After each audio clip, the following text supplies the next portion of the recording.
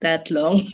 So yeah, welcome. If you're just joining us, please put in the chat where you're joining us from, your name, and maybe why you joined the session. And again, my name is Melissa Zisengwe, and I'm joining from South Africa. Okay. So a quick intro to our speakers. In the room, I have Clara from People Powered. Then I have Charlie from AfroLeadership. He's joining from Cameroon. I have Katya. I have Stefan. And those are the 4 awesome people you'll be hearing from. I am just in the background, just navigating the conversation. Okay, let's break some ice. Right? Let's just get to know each other a little bit. Let's use the chat function. So today we just want to know, what does inclusive and equitable digital participation mean to you? That would be a great warm-up exercise. What does it mean to me? Let's see. Answers here and there, and we'll keep moving.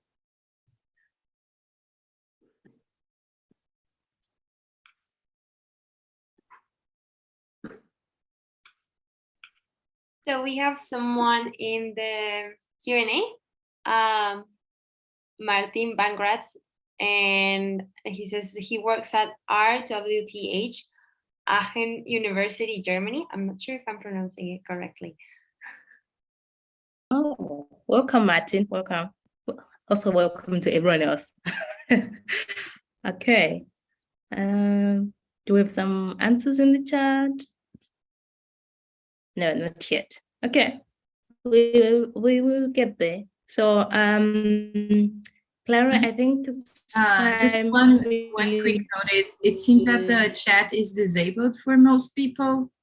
We're having some technical issues, so you can also drop your answer in the Q&A box. Yes, in the Q&A, it would be easier. Awesome, awesome. So yeah, so today I think we should just start with a quick intro to People Powered and the Digital Participation Guide. So I'm just going to hand it over to Clara. Clara, thank you. Okay, thank you, Melissa. Thank you everyone for joining this panel today. We're really excited to have you here.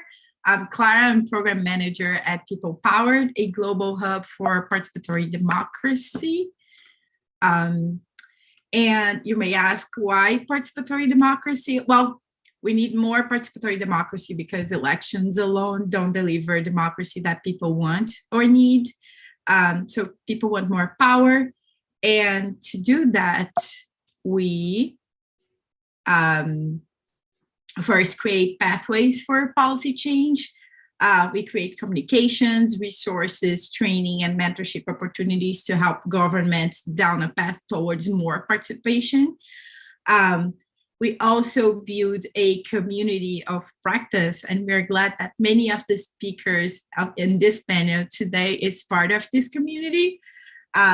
We bring together a global community of practice to do more together.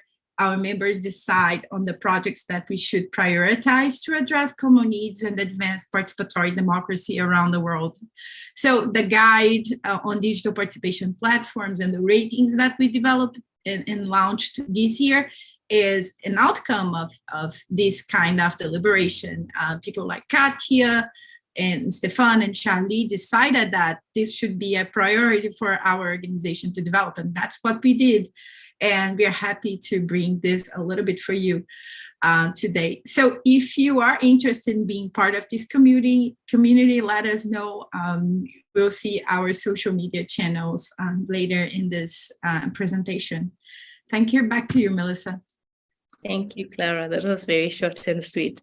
And since we are here to discuss, how we can ensure inclusive and equitable digital and hybrid participation, I'm going to let Katya introduce that topic and what digital participation platforms are and our guide in that context.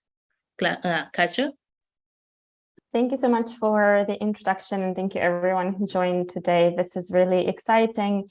And generally, it's a very exciting time for digital participation because at the moment, there is a large number of different participation platforms that have emerged or are emerging and developing further. And they aim to support governments and other organizations with the main goal of them to engage more people in all types of processes and all stages of participation. Obviously, there are various benefits to it as they help to increase trust in public institutions, and they definitely increase the inclusion and equity as they invite more people to join and participate. And since the number of people is higher of participants, the data is also better quality, so you can make better informed decisions and generally increase public participation. Can we do the next slide? So obviously, you see that there are a lot of already platforms that already exist. And the very obvious question is, well, why do we need a guide for all of those civic tech tools? And the very simple question is that from our experience, national practitioners, we know that there are a lot of people who are looking for guidance and support as they continue to explore how digital tools enable more participatory democracy.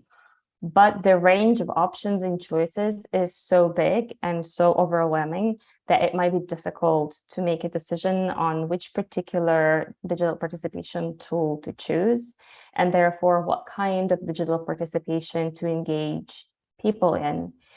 And at the same time, since there is so much information and so many different tools, and the field is growing really fast, and there is something new popping up every other day, it's very difficult to find accessible, relevant information and practical guidance on how to select those tools and how to use them in online participation. So this guide is our attempt to create something that would work in a digital, in a different global context. Yeah, it's for the next slide.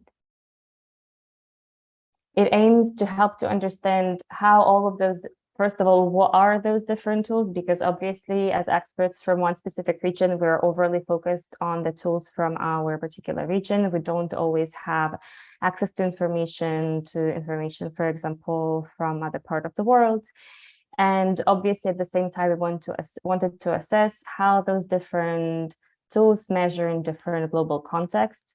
And it aims to also understand and review different tools and provide you with questions that you need to ask yourself even before you start working in digital participation and with digital participation. So hopefully this guide will enable people to start from what they really want to achieve and to see the process that also is connected with the civic tech tool. And rather than being led by functionalities that the tool offers to you. And the guide is basically aimed mostly at local governments and politicians or local officials who do want to incorporate it in their daily operations and engagement with citizens.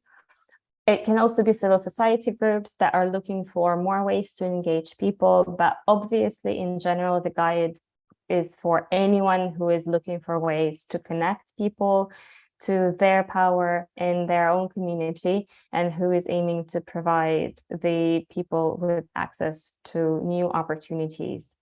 So we really hope that the guide will create those opportunities and it will be a starting point to a lot of new conversations and that will be happening not only on the local level, but also on international level, since we're aiming to cover many regions. So throughout this session, we would like you to learn about the use of those digital tools and how to use the guide and what are the tips for maximum success when you use it. And I'll pass on the word to Charlie.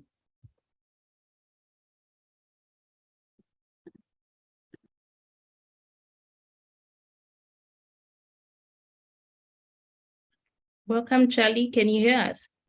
Thanks. Yeah, I had a little internet shutdown for a few seconds. And I think it's great that Katya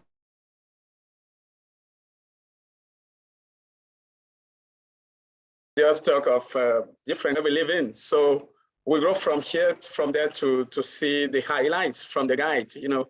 That will help cities, countries, or even organizations to choose to choose among the platforms that we selected during the drafting of this guide. It's clear that selecting a digital participation platform requires, kind of sort of intelligence, sort of, indicators that we will have to sort out to be able to choose what is the right platform for our given administration or even for our objectives.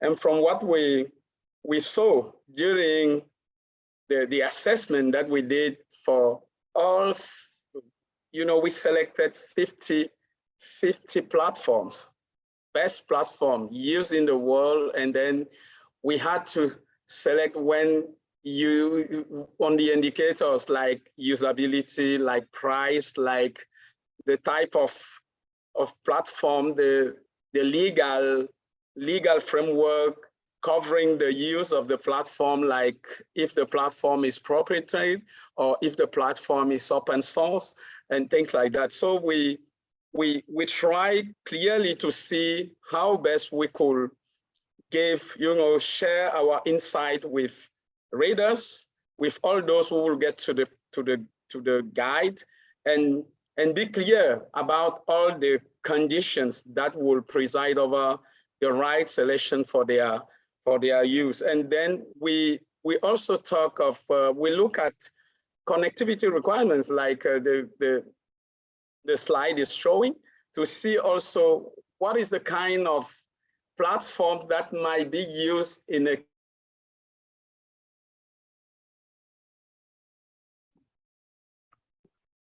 context where you have had, what you asked me to join the panel, and then I had an internet connection that was shaking. And this is some of the indicators that we have to take into account when we select our platform. Next slide. And we also talked about how to set up the platform once we've chosen the platform, given the indicators of internet connectivity, pricing, total cost ownership, and to see how best we have, if we actually have technical capacity to lead, to implement the platform in our context. We actually saw when we get rid of these conditions, what is the best way to set up our digital participation platform if we have already filled the gap, the technical constraint gap, the pricing constraint gap, and we saw that we probably need to consider the advantage of using an online platform with using some sort of platform with hybrid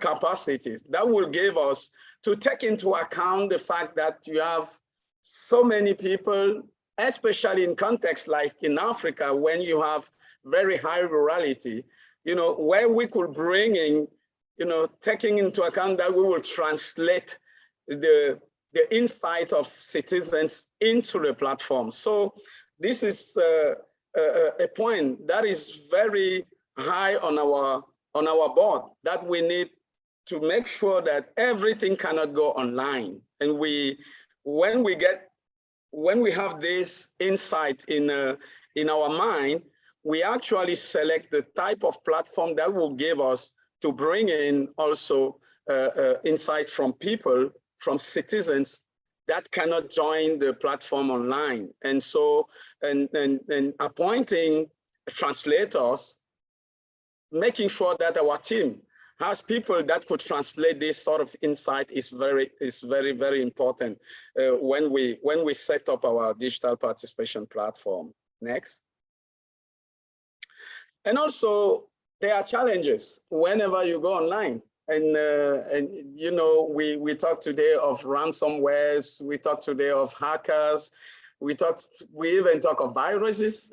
I think that's a constraint that we no more talk as we used to 10 years back, because you have some other kind of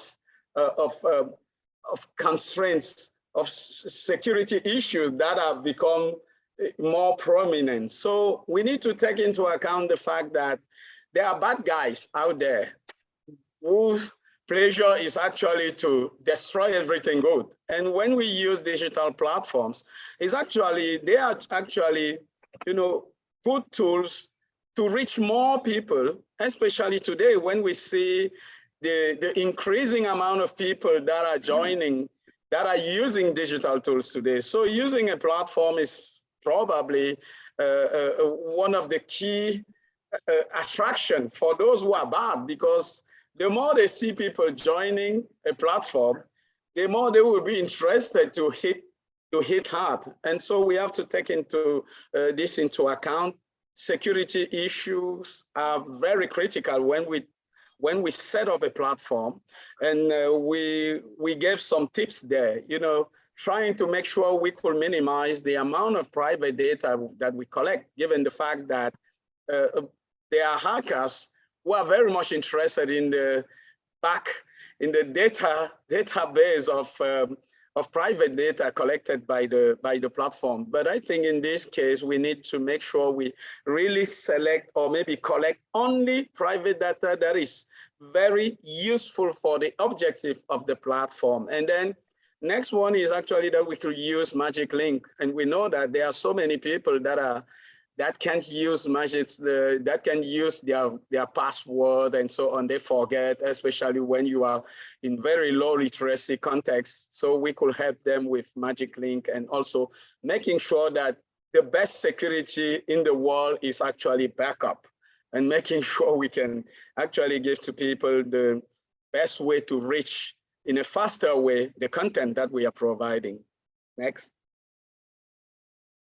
And so this is a disclaimer, and you might not need a dedicated digital participation platform. Why? Because maybe you don't have enough money to buy a platform. Maybe you don't have a team, a talented team that will even take an open source platform and configure it. Or maybe you are in a context where you have constraints that prevent you from providing citizens with a digital platform. So we need to care about all this, and that will certainly give us to get to the right solution for our participation initiative to go on and to roll on satisfactorily. Thanks.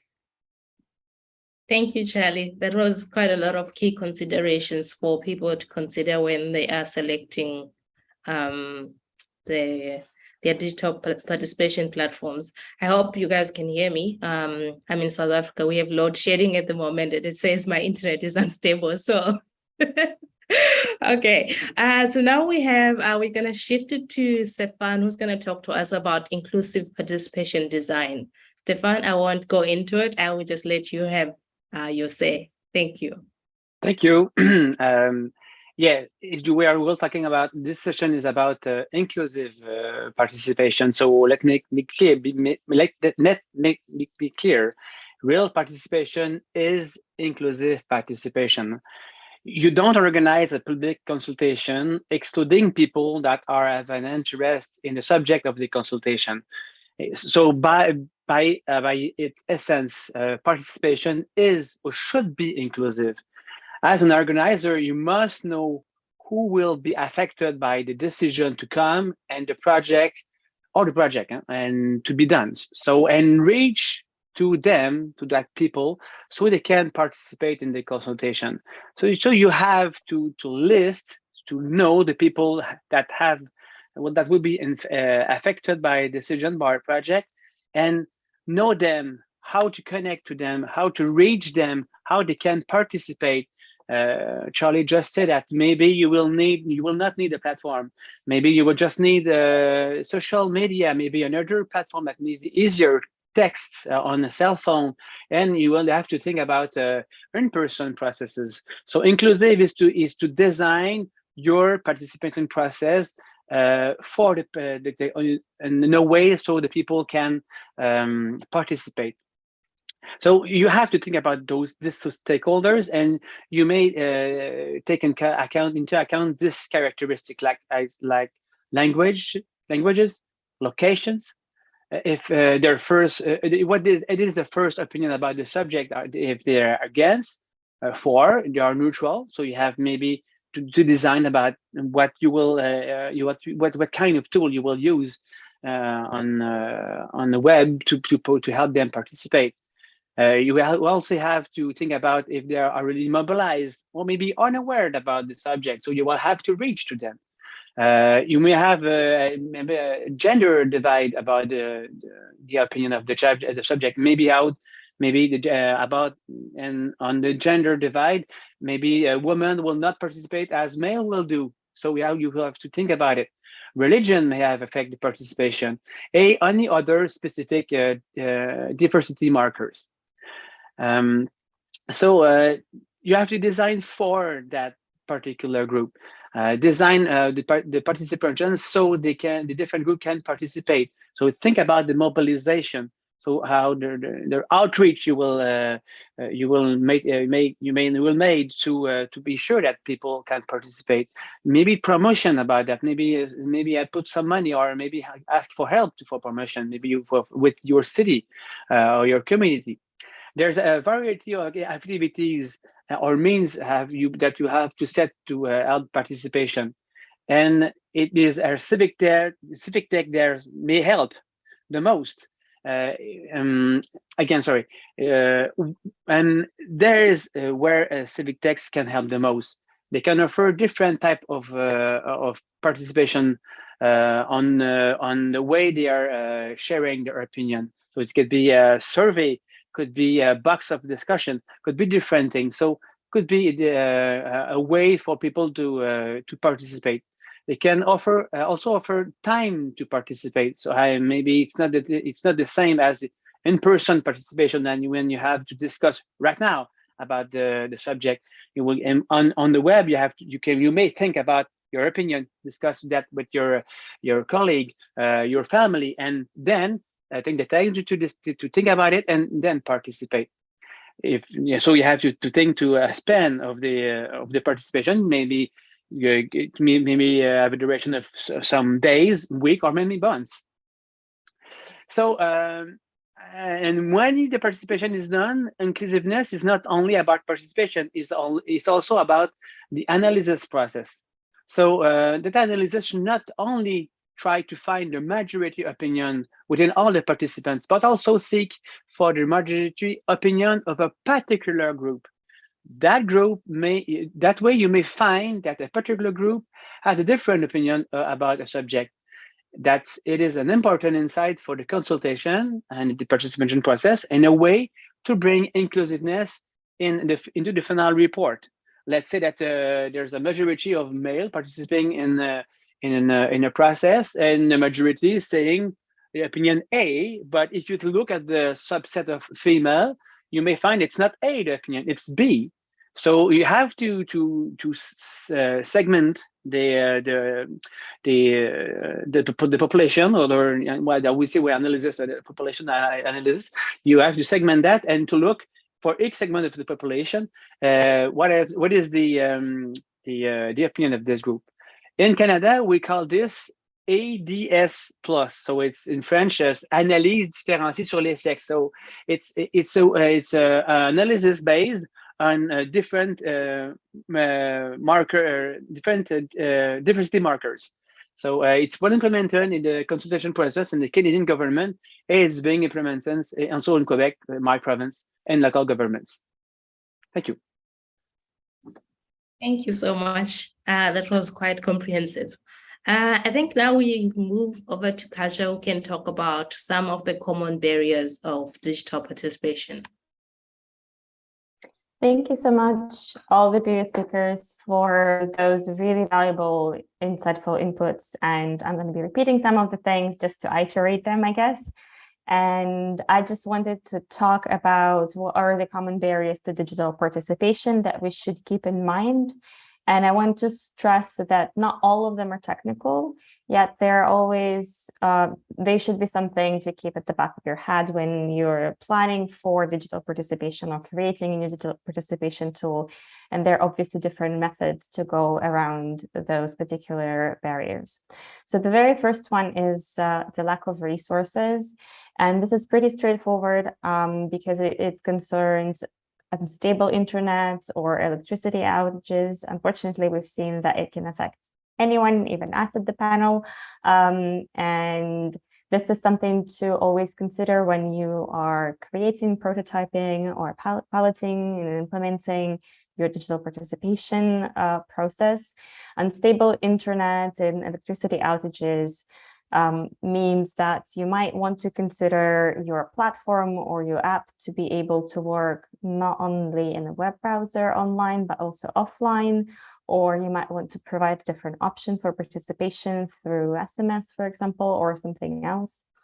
And the other type of lack of resources is obviously the lack of access to the hardware or to the internet. Sometimes you get to the areas where the use of internet is not very high, the penetration of the internet is not very high, so it's virtually non-accessible and non-existent in there. So in this case, again, as we've already been talking about, digital participation should be a part of a bigger process that is a hybrid and that invites people to participate by other means if they don't have the means to participate digitally. Or alternatively, as a provider, you can think of, as I already said, about some other ways to engage people. If it's not through the computer or smartphones, then it might be an SMS, because sometimes the actual mobile phones are more accessible to people. The other type of barriers is the lack of habits and skills on behalf of the participants. And obviously, it has a lot to do with lack of digital literacy. It's a gap that's slowly closing and becoming less of an issue, but it is still an issue. Not everybody is fluent in technology and its use. Not everybody is comfortable with it. And obviously, being confronted with the use of tech is going to create hesitation, to say the least, or aversion in some cases, because people would be confused or lost, or they would just be uncomfortable using technology. So they would not use it for obvious reasons. But the other part of it is the lack of digital participation skills, or generally participation skills and habits. Obviously, participation and citizen engagement skills is something that you also build up, and you cannot expect people without previous experience with participation to jump right into it and fully engage and do 5 different activities at the same time. So you need to gradually build up and slowly, as Stefan was talking, slowly mobilize people and prepare them for the process that you want them to engage in. And then one by one, step by step, people get used to it, they develop new habits, they create the habit for participation in general and digital participation more specifically. And lastly, there is always a possibility of design flaws or design issues. And it can be both connected to technology. In some cases, the software is not really accessible, for example, for visually impaired people, because of the font size or the colors that are being used. So that's something to think about when you are designing your solution, and to always test and see and think about people with with specific needs or disabilities. And very lastly, again, I never cannot stress it enough, the tool that is not fully integrated or cannot be easily integrated into in-person processes is less likely to be engaging, and it's more likely to run into a barrier, because the poor integration into existing processes means that, again, it reinforces lack of skills, it reinforces lack of habits, and it just creates the divide and aversion to using the technology. Obviously, you are welcome to share what other barriers you run into, you think exist. But for now, I'll pass on the word back to Melissa so that we can move forward. Thanks, Kasia. I think I'm actually just gonna throw it back to Charlie. I think we can stop sharing screen for a bit, Clara. Charlie, I think you wanted to get into a bit of some of the positive changes we are seeing in Africa quite a little bit. We don't have much time. We need to give the other people to speak, a chance to speak soon. So quickly, what are some of the positive changes that we are seeing out there, especially in Africa? Thanks, Melissa. And building from what Katya just said, we see so many constraints, and that's true. And when you look at compared to some other regions of the world, Africa is probably, you know, low on the list, and we understand that. But there are very great promising things. I would just take one or two. Like when you look at Google, Facebook, Microsoft, all the GAFAM installing centers in Africa, it means something. It means, you know, digital literacy is certainly going high and will be higher tomorrow. And the most interesting here is that the target population are the youth population. And in Africa, 70% of our 1.2 billion people are under 30. And this shows clearly that we have an opportunity for digital participation platforms, specifically, but also digital platforms or digital economy to talk overall. And so I think why there are so many other constraints that we understand, we see clearly that there is a push. And there is also a push for more open governance and democracy, meaning that more people will be requesting to governments, to municipalities, to local governments to open up. And so the guide for digital participation platform is very welcome because it meets people where they are going to. And we understand clearly that there will be more. And African Union has also joined the crowd by requesting, or maybe by promising that by 2030, all individual enterprises and governments will be connected. And we also see that even for the last miles, you know, where, you know, telcos never want to go because, you know, business is not there. We see clearly that there are initiatives in Africa for internet community networks, you know, just to connect those who are very far away and that cannot be met by telcos. So I say this as very promising things and promising indicators, and we need to build on that and keep on pushing for our digital participation platforms. Thanks. Thanks, Charlie. That was well said. It's definitely promising. I work in the civic tech space, so I am always inspired every day. I think we then shift gears and we come to our attendees. Does anyone want to share how they are ensuring digital participation wherever you are, whatever sector you work in? Does anyone feel free, up to the challenge, up to the challenge to share? You can share in the chat or you can raise your hand and I think we can let you speak. Because we've been talking for 40 minutes. I think we could keep going if you let us.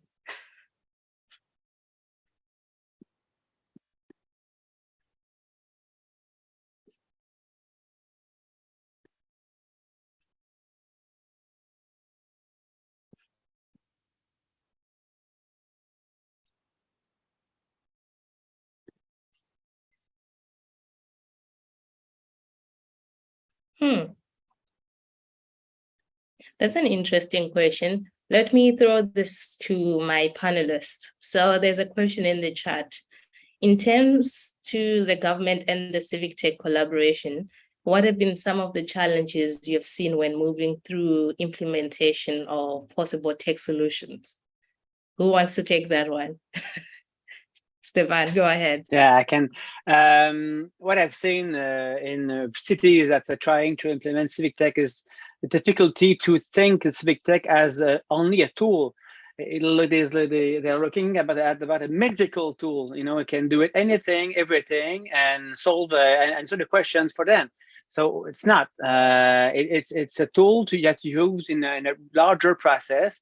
It will help the process, and so they have to change their mind into the cities as a way of thinking the participation process and using the civic tech as a main, only one, to help them to achieve their goal. Katya. Thank you so much. I actually wanted to say pretty much the same thing. It's always the same problem. I guess it's international. But I also wanted to say that this problem and this issue is also connected to the kind of responsibilities that people have for the civic tech tools or digital participation. At least in the Czech Republic, the experience is that sometimes the digital participation is handed over to the IT department. So basically the people who are just making sure that the laptops at the city hall are working. And obviously those are not the people who know how to necessarily establish participation processes and how to run them. And so they're over focused on technical side of it without necessarily understanding how the tech should support the actual process. So that's kind of like one of the things. And the other thing that I've noticed, and I think it's also a pretty international problem, is a lot of officials don't know what they don't know. And sometimes they think that because they've heard about one specific solution or because they've seen one particular platform in action, that they know that this is the best one for their specific process or the specific agenda. And it really takes quite a bit of convincing to make them think about creatively about what participation means and what participation in digital participation can do to them. So this is what I would say the biggest challenges from my experiences are. Thanks, Kasia. Charlie, do you have anything you want to add? Yeah, just adding that when it comes speaking from Africa, the great challenge is that for most working at the level of municipalities, as I've done for 13 years now, what I've seen is the very high recency of digital strategies in municipalities. That's the key issue. And then the fact that our democracy, is very recent too. And so we still have this kind of capture, elite capture, of the political space. So it's not easy to break that down. And for me, I'm actually thinking that using digital tool, because of the kind of, digital tools and technology break doors and frontiers. Someone is, through WhatsApp and Twitter today, you can reach to President Biden, and so that's the most highly secure president in the world, but you can send a Twitter text and he will read it. And so I see technology as a tool that will help us break doors here and open up our governments. Thanks, Charlie. And there's another question here. I think I'll throw it to Stefan first, and then we go around again. Is there a best special scale for digital participation? So this question is in the Q&A. If you want to answer it live. Oh, Clara, yes, you can come in. Definitely, you can take this one. Oh. Do you want to add something? No, I put answer live. It was actually to give the space to Stefan. So I'm glad for him or for any of the speakers to address the question. I can try to there's no special scale for digital participation. It could be really small, could be very large. I know a platform if you go to the guide, you will look for a platform that could be worldwide platform or pretending to do. let's say, and you have a platform that can help small and larger participation. So it's not a way of scale, I think, but you will see different tools that are more set for small or large participation. So decide what kind of scale you need. Start with your population, who's your targeted population that you have to consult to make participation out of them, and then choose your tool. That sounds, yeah. And the next question is from Amanda. I think I'm going to throw it to Katya. What are some of the best practices to navigate the challenges, especially with collaborating with government? Do we have any best practices or approaches that have worked? I think when it comes to best practices and approaches, it's more about how you communicate the value of participation and digital participation specifically, because I think one of the main challenges that I see is that people see it as an additional thing that they have to do. So the initial response is, oh my God, this is extra work that I'll have to be doing. So when engaging and talking to those people, the first thing we need to make sure is that they understand how it's going to help them specifically make a better decision. And at this point, we're talking about data, we're talking about efficiency of engagement.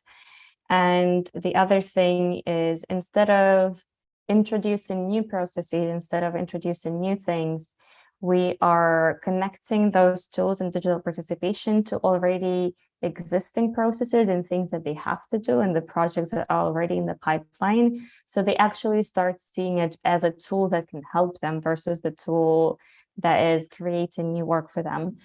So I think this is the biggest tip, usually the most effective way to at least launch a conversation or at least spark the curiosity from the City Hall politicians. Thanks. And another question from Victor. Please, could you share some of your experience on open budget with citizens in local community, especially when the mayor does not seem interested in collaborating? That is good at that. No, you, Stefan, because Victor is my colleague and we suffer from open budget projects here in Africa. Okay. So that's my question, actually. Okay, I go. I should say that you have to have the French word about the assentiment, which is the approval. I think you need, elected people. If it's a municipal budget, it's the mayor or the general manager of the city as well should be interested about that. But there's different kind of budget. It could be a smaller budget. Let's say that 1% of the budget of the city is given to the citizen, and there you ask the citizen to propose projects. And so you have for phase 1, so people jumping in, propose projects. Phase 2, you have people selecting the projects. So for the mayor is a good way to getting more power to the population and get their hands on what they really need about their local environment. Let's say that's it's parks or road or anything else that may be needed in the neighborhood. So it's a way to help also the mayor to be connected with the citizens. But you have to convince the mayor that it will be done.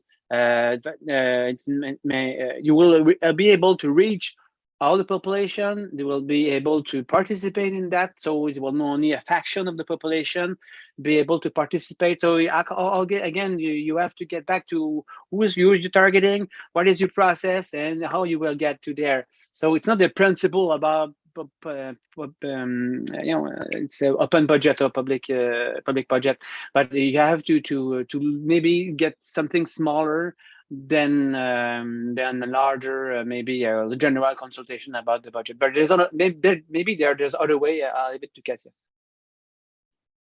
Yeah, I was thinking along the same lines is at least from my experience, it's not always sometimes open budget is not the thing that the government necessarily needs or is ready to implement. It's usually quite complex. And usually what we start from, again, is to look into what is already happening in the city and plugging in participation in there. So that creates less resistance on behalf of the local government. And that's something that I would recommend doing if there is kind of a aversion to it from the mayor.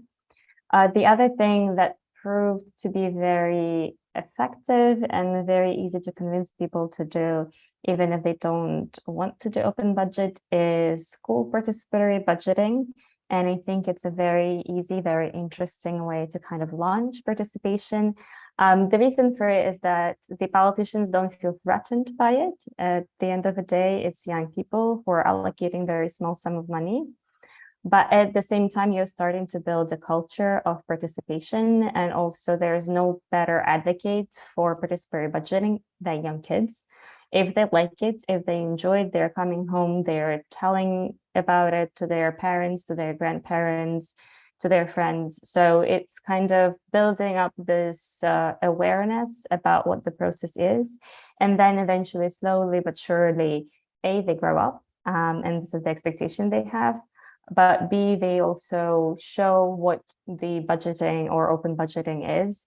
And then the people in power actually feel a bit more at ease doing the same thing on the city level. So that's been our experience, for example, in Czech Republic.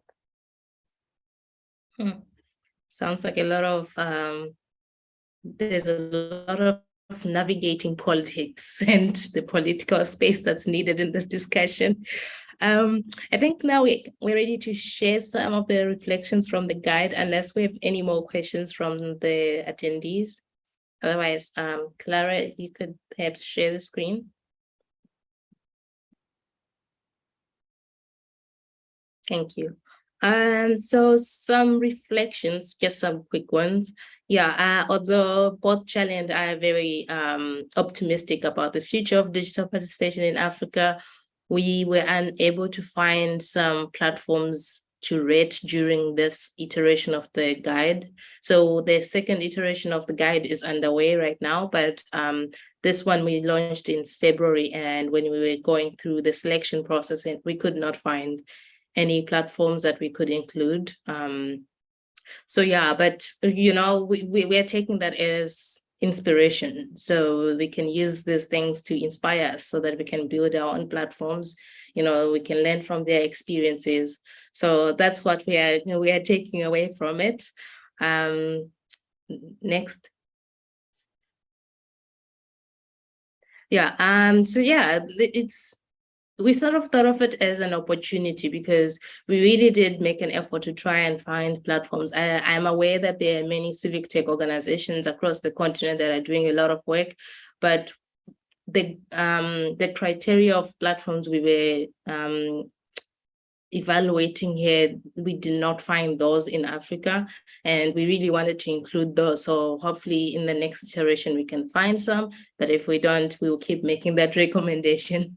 So it's an opportunity for the broader African community and other communities across the world to expand, learn from these other platforms and see what's out there. So in terms of the guide, we are now going through the second iteration where we'll also have some user assessments, we'll have some feedback from the developers of the platforms. So it'll be a quite interesting iteration of the guide. I think the next one.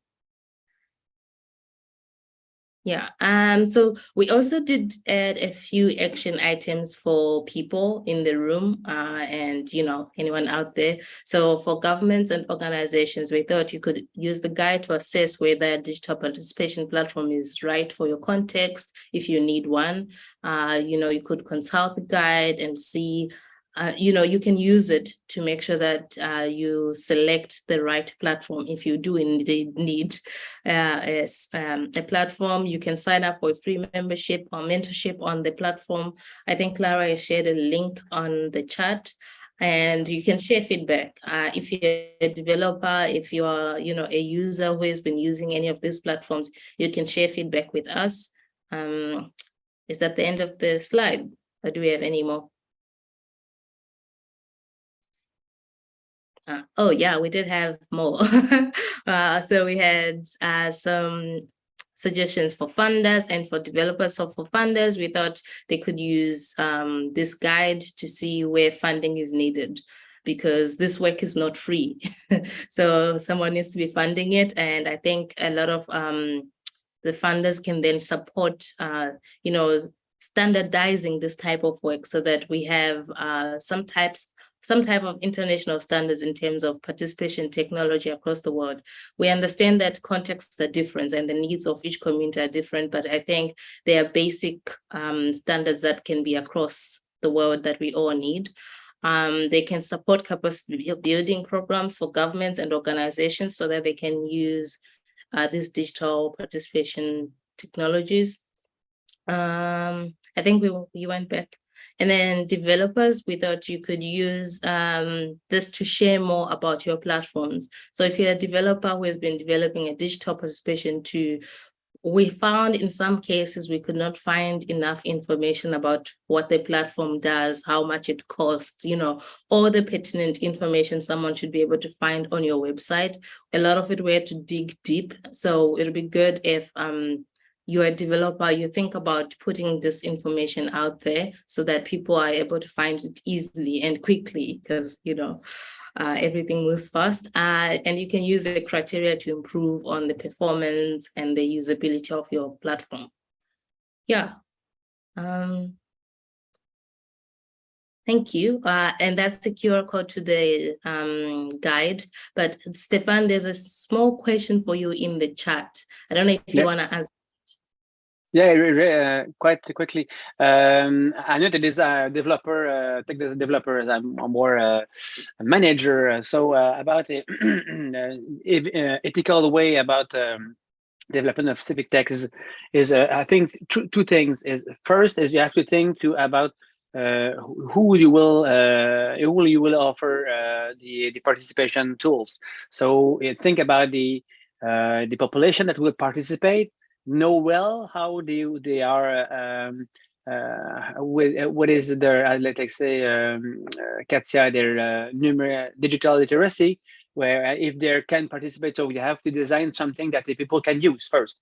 Second thing is about the think about the administration of the administrator of the platform. Is someone from the tech world or people from the communication department? So you have to also to design something that people from the city or the association can use, can prepare a participation process that is good for the participants. And the last thing is you have to be aware about the way you are the treatment of the data you are collecting. So preserve data, personal data, and also preserve the quality of the discussion and the information that is transmitted. For example, I know that a platform is allowing administrator to delete the response on the website. So if you don't like a response, you can just delete it. It's gone. And the problem is when the people are aware about that, they are just upset about that, and they are denouncing your platform and your process. So processing is getting a lack of credibility and is getting nowhere.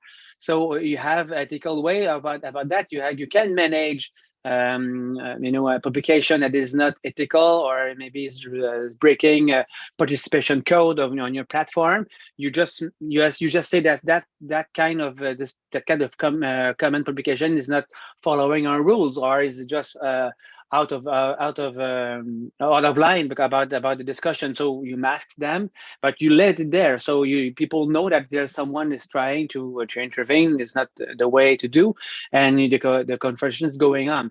So there's few things like this to know that the platform for developers to develop a good platform that is ethical and inclusive. I think maybe others have other thing to say to add about that. Thanks, Stefan. I think we are at the end of our session. So I think if you do want to ask us some questions, you have to use some of our channels to email us, and we will try to respond as best as we can. But thanks to Code for All for hosting us. Thanks to all our panelists, Stefan, Charlie, Katya, thank you, Clara, thank you everyone, and thank you Sophie and Ma in the background.